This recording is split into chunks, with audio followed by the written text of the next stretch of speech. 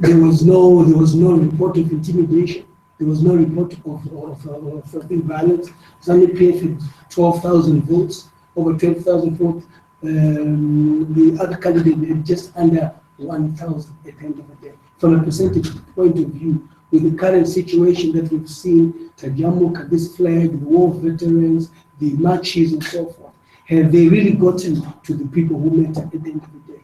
We now have to also look at the aspects of the kind of demographics at the end of the day. 72% of the people who vote are in the rural areas. And our question has always been, all this that we're doing in town, is it really getting to the masses of the people who vote? ZANU-PF maintains the grip, and it's pretty clear that come 2018, no matter how bad the economy is, it's pretty clear that they will still win the election, because the opposition still has not penetrated where the majority of the voters are. We're seeing the opposition seems to be focusing, trying to fish from one dam, preaching to the converted at the end of the day. But we're not going out to those that really need this message to be known, so that I think there could be an effect. In a statement, in a statement from YAD, the spokesperson Jonathan Mungu said that the organization relishes the prospect of taking ZANU-PF head-on in an election. We don't talk. We don't want to talk. There's no point us talking. There's no point waiting to play in the final before you play in the first round, in the quarterfinal, or in the semi-final, and expect to win the final. That's really impossible. We've got to test the ground. We've got to take the game to them. And the only way you can take the game to them is in an election at the end of the day. We need to say the Kasukwere having a stand in Norton, building in Norton, because they have to win that. Failure to think win Norton will be a clear indicator of how people feel. Norton being a peri-urban area, there is some chance of there not being so much intimidation and fear. If you look at the figures, Mtwangwa won Norton by just under 1,000 votes. And MDC has got 8 councillors out of the 12 or 14 there. So that's quite interesting. Despite MDC having controlled the wards in terms of the councillors, but they still lost an election. So that's quite an interesting one to see exactly which way it would go. The National Executive is determined and determined fit to support the people of Thingnon Norton. Our founder and Commander-in-Chief, Honorable Minister, with an epitome of capacity and people serving leader. This election will be an election of the people of Zimbabwe against a corrupt government. What we're saying at the end of the day is that any candidate we need in Zimbabwe, the very same coalition that all the political parties are talking about, has got to be practical. You see, we cannot talk about a coalition when, yes, other parties are not taking part in elections, but that does not stop them from endorsing somebody against ZANU-PF. That on its own is a spirit of that coalition that we are talking about, or else it just becomes a mere talk show. I don't have to be the candidate. If there's any other person who is a better candidate, they are free to think stand. YAD equally will support that candidate at the end of the day. Ladies and gentlemen, we cannot talk about a coalition without us supporting each other in the by-elections. Whether your political party has boycotted the election, it does not stop you from supporting anybody against ZANU-PF, especially when we're in a situation where we've got one candidate against ZANU-PF. The only problem that arises is when you've got 2 candidates against ZANU-PF. I am prepared to more or less step down and support the other candidate at the end of the day. So the issue is for us, it's Zimbabwe against Mugabe and ZANU-PF. This is what this election is all about. It's about this flag being involved. It's about Tajamuka being involved, the war veterans being involved. All the marches, all the demonstrations that have been happening must culminate to something at the end of the day. The only way that you can take ZANU-PF out of power is through the ballot at the end of the day. There's nothing in the constitution of Zimbabwe that says because the economy has failed, ZANU-PF must be out of power. Because the economy has failed, Mugabe must resign. It's up to him and his love for his people. But the way things are, we don't see Mugabe resigning. But I think him losing one constituency at the end of the day that is a cut which is quite deep for him.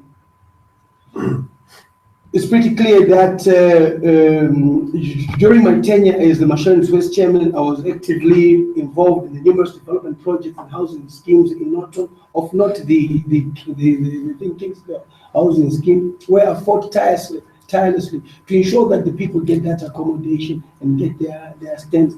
I'm not going to think Norton just as a candidate. I've worked in Norton. I've done something in Norton. The Kingsdale housing development, which has got 2,000. I was very instrumental in ensuring that people get housing at the end of the day. So before Xavier Kasukwere even gave stands, I made sure that 2,000 people had stands. So I was in the intent of housing before ZANU-PF was there. So if their campaign is going to be about residential stands, I already facilitated for that. Fortunately, I had a good relationship with the president there. I went and spoke to him about it, and he made sure that those stands were given to the people. So that's something that has been done. If at all the government and ZANU-PF creates more stands for the people, that is a right for everyone in this country to have housing, to have accommodation at the end of the day. This will be the end of my statement, and I'll ask Mungu to do his on war veterans, and then we'll then take the 3 questions from everyone. Okay, thank you. Youth advocates for reform and democracy comment on the recent war veterans communique and their position expressed therein. Following the publication of a communique to the nation by the custodians of the Zimbabwean Revolution, which are the war veterans, yet in our representative capacity of the youth of Zimbabwe, who are the beneficiaries of the independence of this country, hereby take this opportunity to comment on the position taken by the Liberation War Hero. There is no denying that the position from the war veterans is the clearest testimony of how far the government of the day has departed from the founding principles of the Liberation War. The betrayal committed by the ZANU-PF government against the people of Zimbabwe is experienced in a far worse manner by the war veterans. The specific articulation of the corrupt tendencies by this government, as described in the communique, exposes a government of ideologically bankrupt kleptomaniacs, of clueless and self-serving ministers, and that of depraved homosexuals who have abused no bounds the responsibility beset upon them since independence. This scenario of corruption and abuse of office has resultantly recreated the same colonial and repressive setup that the war veterans sacrificed for and fought to remove.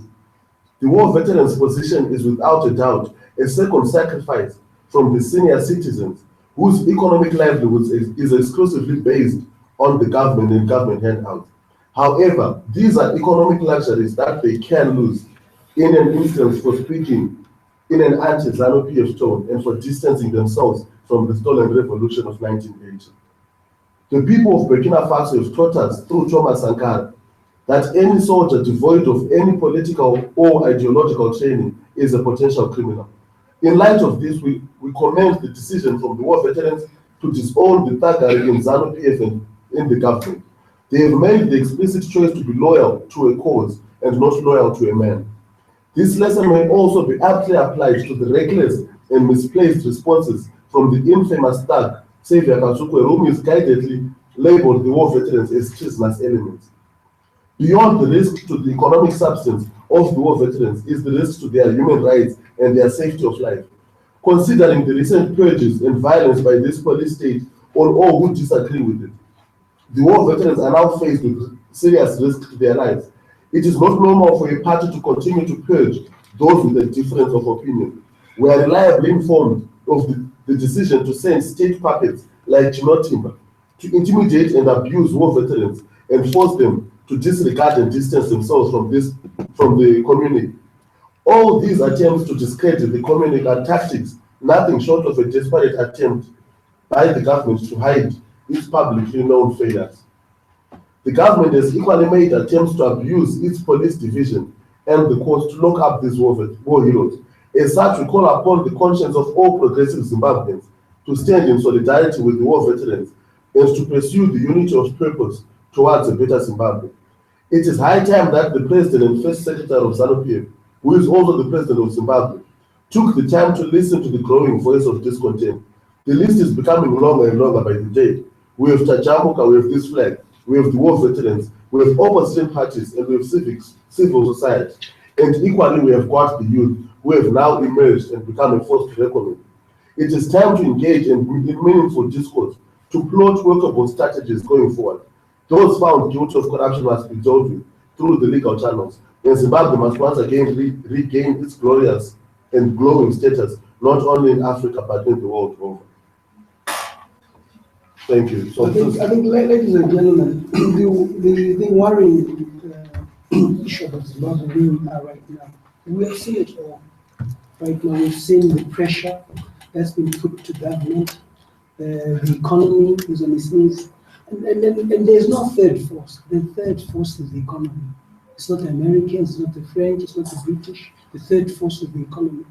I always say this, that ZANU-PF, since they got into power 2013, has focused on fighting, purging. And the economy has bolted like Usain Bolt. And once it bolts, once Hussein is off the blocks, he's gone. He's gone. And he's so far ahead that they cannot catch up at the end of the day. And they had an opportunity to address this by sticking to their party manifesto in terms of addressing the concerns of the people of Zimbabwe. We've got only 2 years or less than 2 years before elections come. And there's no way, there's no miracle that will happen. Yes, we are equally Zimbabweans. We are equally saying that Mugabe must step down. That's up to him. From a constitutional point of view, he's in office till 2018. ZANU-PF is in office till 2018. And the only way that you're going to take ZANU-PF is through the ballot at the end of the day. If Mugabe steps down, it's still ZANU-PF that is nominated, has got to pick the next president. That's a constitutional matter. As YAD, we respect the constitution of the country. And as such, we shall seek constitutional ways of ensuring that change happens through that. The unconstitutional means then people are free to demonstrate. People must be free to protest at the end of the day. But equally, people must understand that in the economy that we're in, it's an informal sector that is getting the economy moving. As much as the first tearaway was brilliant, was there a need for a second one? Was there a need for a third one? Civil servants had been paid. I think strategies need to be applied because whether you like it or not, people are self-employed. And in being self-employed, it becomes very difficult for somebody to then stay away because how do they make money? So we have an economy where it's the informal sector dictate what goes on. And I think it's important in moving forward, we also understand that. The war veterans position is solid. They can do the propaganda through ZBC, but that statement sticks. Yes, Changwa would dissociate himself from it, rightfully so, because he knows the system. It will page, but the statement still sticks. No one argues that that statement was done in front of war veterans who had convened to have that meeting. It was not sneaked, leaked to anyone. It was a statement which was done before the war veterans. As in who did it is not the matter. It is that they said which is important for Zimbabweans to move forward. He's certainly losing a grip with the war veterans at the end of the day. In you losing a grip, it gives the opposition an opportunity to engage with the war veterans. The opposition must engage with the war veterans as a way forward. It gives an opportunity for free, fair, and hopefully credible elections because the war veterans, as a former chairman of ZANU-PF, are the ones who mobilize people for ZANU-PF because of the strategies that they had during the liberation struggle. ZANU-PF does not mobilize, it has no strategy to mobilize. So it's important that we respect the war veterans and we then don't go out attacking each other.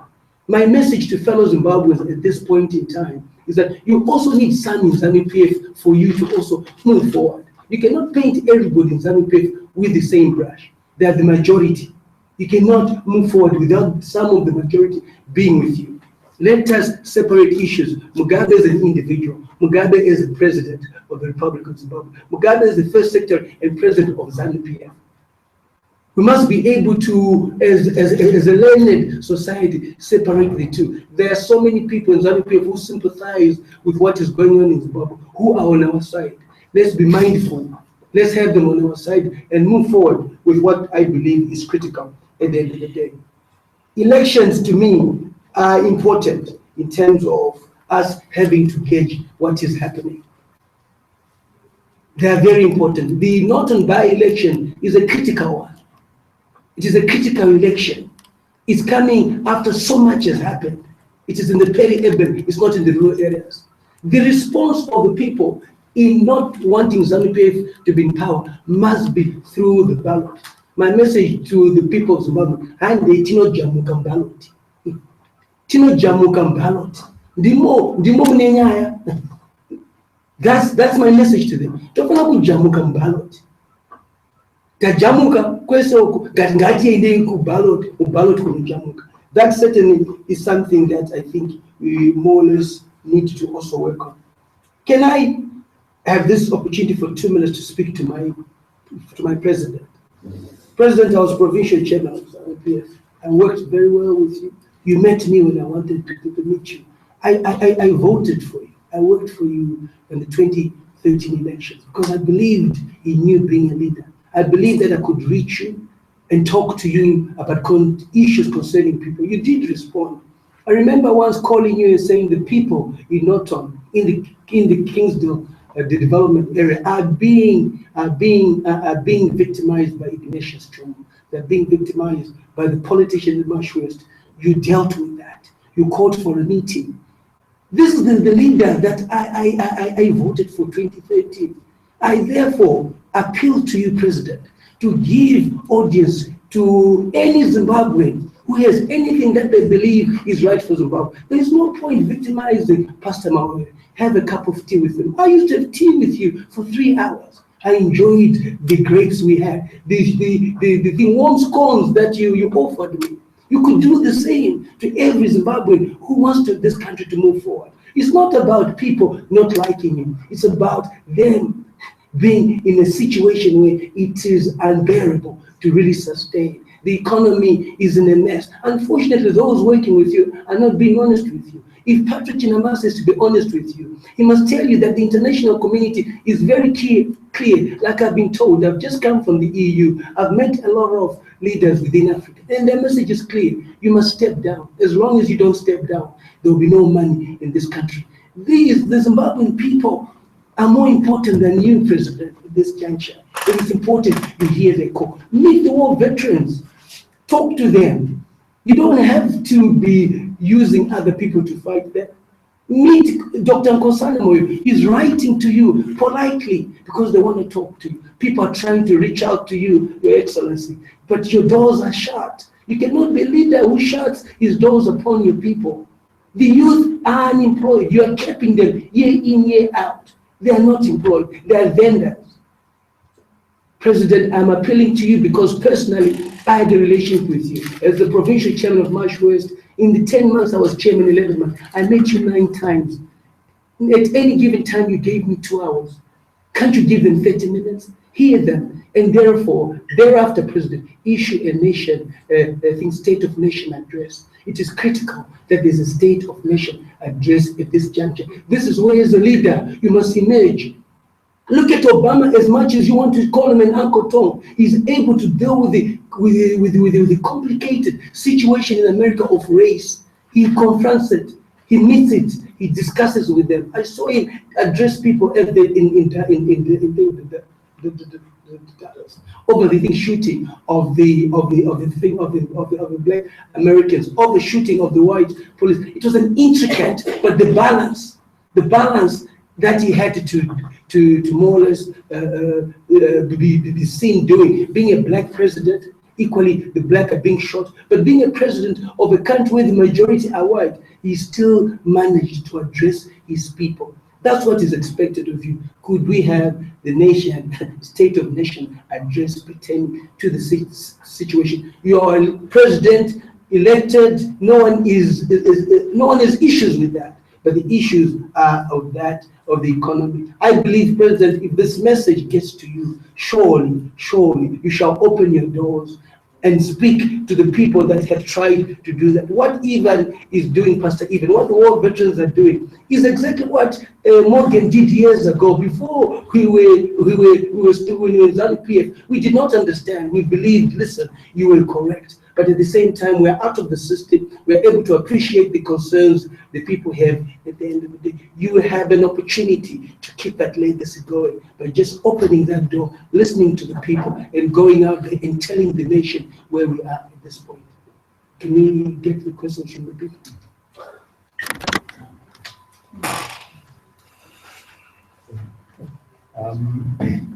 The talk from the war veterans that time was once trauma to protect the digital.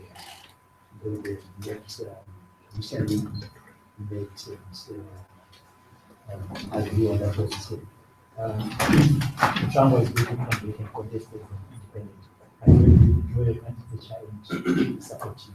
I would naturally. I was the provincial chairman of Marshals, and Trangwa worked under me. Not only that, I'd actually be his campaign manager. I understand Marshals. I operated in Marshals.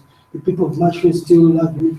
I had people in Norton, ZANU-PF coming to me saying, "We want you to stand. If Trangwa stands as an independent, I'll fully support Trangwa and I'll join my candidate."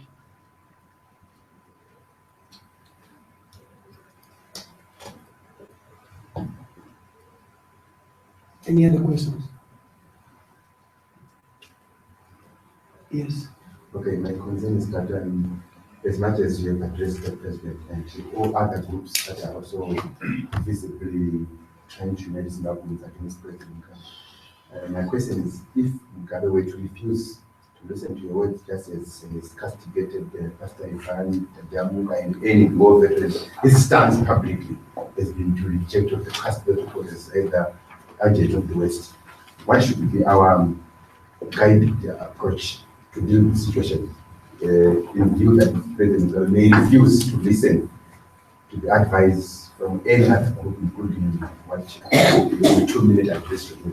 What should be the collective approach from here?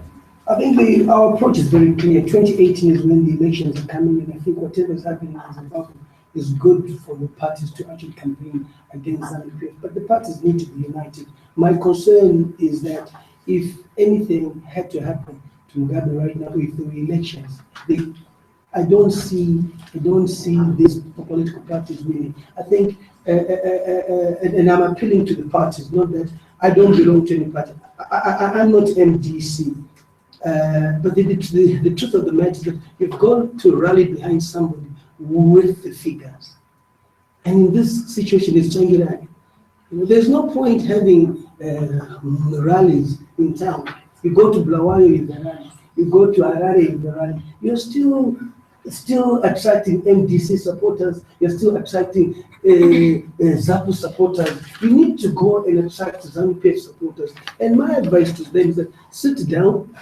I saw some of the leaders, they called me to a meeting. And despite them being together at that meeting, I then said to them, why don't you choose one of you to be a leader, to be the president? They were not prepared to do that. The political parties in Zimbabwe are too many, they are not serious, and they don't have a big following. The only political party that is a following is the MDC, led by Tsvangirai. And why don't all the parties rally behind them? Zim people first, mind you, leaders must be humble. Is it about themselves or about the people? See, this is what more or less disturbs me at the end of the day. I am prepared to work for things Tsvangirai against ZANU-PF. But you see, but I cannot have so many people that I'm working for. The reason is that Tsvangirai is second to Mugabe in terms of the numbers in the elections. No one else has ever achieved that. So instead, let us grow the number.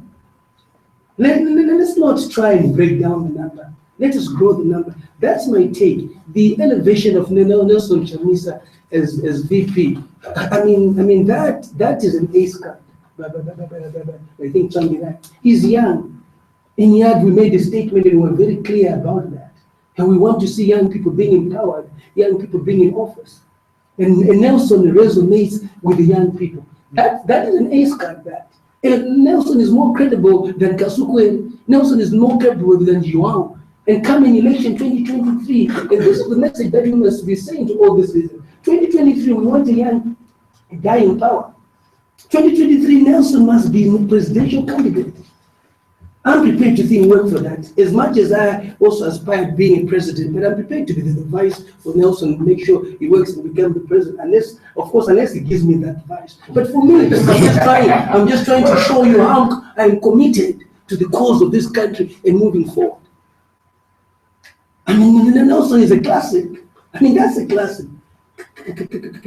Charismatic. In fact, we actually had a national command meeting, and those who are with me will tell you, and one of the ladies there said, Commander-in-Chief, not only is he charismatic, he's very handsome too, you know. So to me, you know, I said, wow, that is a vote of confidence from the ladies. I can't say much about that, you know, but a very warming person, I mean, intelligent. I mean, what more do you want?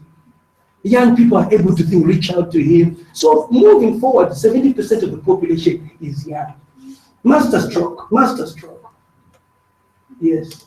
Commander, I understand that most of the political parties, they are saying they don't get into the election unless they are electoral. Is it a good idea that we get in a by-election where there are no electoral forms of other? That's a very good question. But how also do you talk about there must be electoral reforms when you've never contested in an election? MDC, Changira have contested in an election. People First have not. The Diabetes Party has not. So how then do you say we're waiting for electoral reforms when you've not contested in an election? I mean, let's be serious. Contest in an election. I contested in Urungu as an independent. The report is there. There were electoral malpractices, but I'm still determined. The timing has got to be right. We still need to take this message to the people. You know, it's very difficult to really take somebody out when they are in their house. And come 2018, it will be very difficult to take these sitting MPs, because a sitting government or a sitting MP has got certain advantages that they have, which you cannot do anything about it, and the advantage is being supported by the state. So we need to start somewhere. That's the reason why we are trying to contest NATO, to ensure that if we even, I mean, the guy who got less than 1,000 in Mazoe North, credit must be given to him. That thing 1,000 can encourage others, that they can be changed. So you cannot be a political party and expect to be in power by not contesting in elections. This is what I see in Zimbabwe. Yes. You seem to be talking glowingly about MDC, T, and Chamisa. Does that mean if you are given a call, you can just answer it to represent MDC at any time? Can I be honest with you? MDC have spoken to me. I've got friends in MDC, but you know, I like Morgan. He's courageous, and that's what we need in this country. We need a man with courage. When I was out in the cold, MDC gave me a platform in Webster to think, speak. That is the thing. That is the truth of the matter. They invited me. I attended. They gave me a platform to speak. And for me, they've always accommodated me. I talk to them about it. I tell them what I think is wrong or right, and so forth. And this is the interaction that I have. But in terms of me joining them as a party, no. But I support a lot of what they do. The 15 billion missing match, you see me there because I believe in that. Because Mugabe said yes, 15 billion went missing. So MDC went to the match that it must be accounted for. So it actually goes in line with what Mugabe wants to. Yes.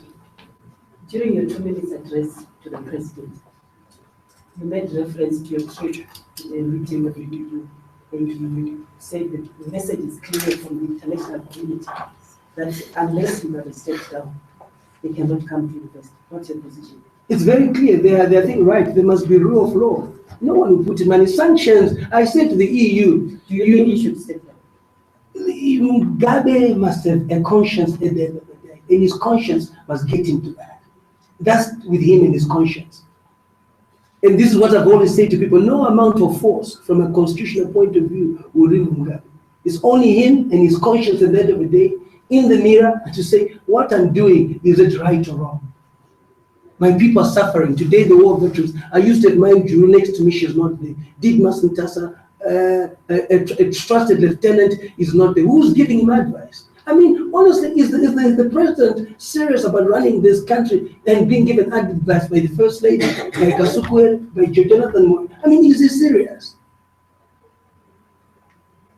The EU is very clear, and in fact, I went on to say to the EU, remove the thing sanctions, and he's now used the sanctions to actually campaign, because come 2018, ZANU-PF will be talking about the sanctions again.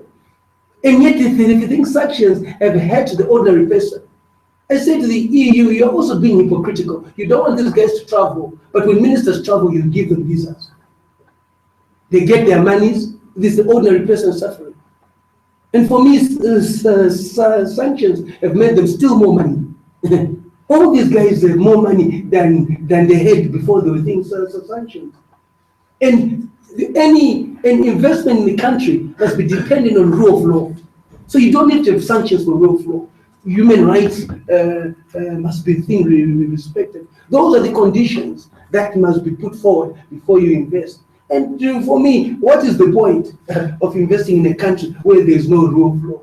I wouldn't with the money that I have. There's got to be rule of law. Without rule of law, you can't. And he is the CEO of the country, and he is responsible for the rule of law. And if he's not able to act on it, it means he supports it. Chipanga, when they did the Million March, was very clear about saying to the president, your ministers are corrupt. He said it publicly, but they're still there. If Chipanga was a man of principle, my challenge to him, why don't you step down too? Because you did say to your principal that ministers are corrupt, and this is what is killing the party. But you are still working with them again. I mean, my advice to him would be stand down, because certainly your principal supports what is going on. Chipanga was very clear. All the things boys were excited. Oh, Chipanga has spoken well. He's told the president that the ministers are corrupt. What is it Chipanga is saying which I did not say? What is it Chipanga is saying which others have not said? So this is where we are as a nation at the end of the day. And I'm hoping it gives audience to these guys. Listen, for me, I was very clear. I met Mugabe 9 times. For 2 hours we'd speak. I call him, Shamiara is not well. He would be sending people to assist. At some point, he's got to just allow his people to talk to him. Invite Pastor. Pastor, come for tea. Let's have a prayer before tea. He's got very, he's got, I mean, you go there to the thing status, you are, I think, well taken care of. Nice tea, warm scones, grapes, he eats well, very nice diet, fruit is coming in, he'll do that to everyone. he can actually have a day where he meets everyone for just 30 minutes. That's a leader. Says to his guys, can you make an appointment with Pastor Mawere, with the war veterans, with Jamuka, with Patson Zamara, Ace? No. no, listen. To me, at the end of the day, at the end of the day, Ace, yes, his thing language, he needs to be trained and coached on what to say. But is this also anger on what is happening? He grew up in America, he went to school in America. So in America, the word he uses is pretty much, the thing known. Not for us, it's the background. But the point is, there is concern. Let him have a day where he meets everyone. And Yad is very clear, the national commander for gender will equally be talking about the Kereke situation, spot on. But we need more politicians in jail because they are constantly raping people. We need them more in jail. Yes, so Kereke were very clear. The law took its course. Okay, and Betimakon is very clear that there are more politicians who are actually raping, but because of their influence, they are quiet. So Kereke is just one. The system must go for them, especially for me. I want to see them there because I've got beautiful girls, and I don't want to see these guys around town. They must be in there. So our position on that is very clear. Whether it talks about politics or not, no ways. The court ruled, and that's it. And we must be very clear on that. But the national commander for gender in Yadu will be making a presentation on that soon. Are there any other questions? Thank you very much. If you have any press releases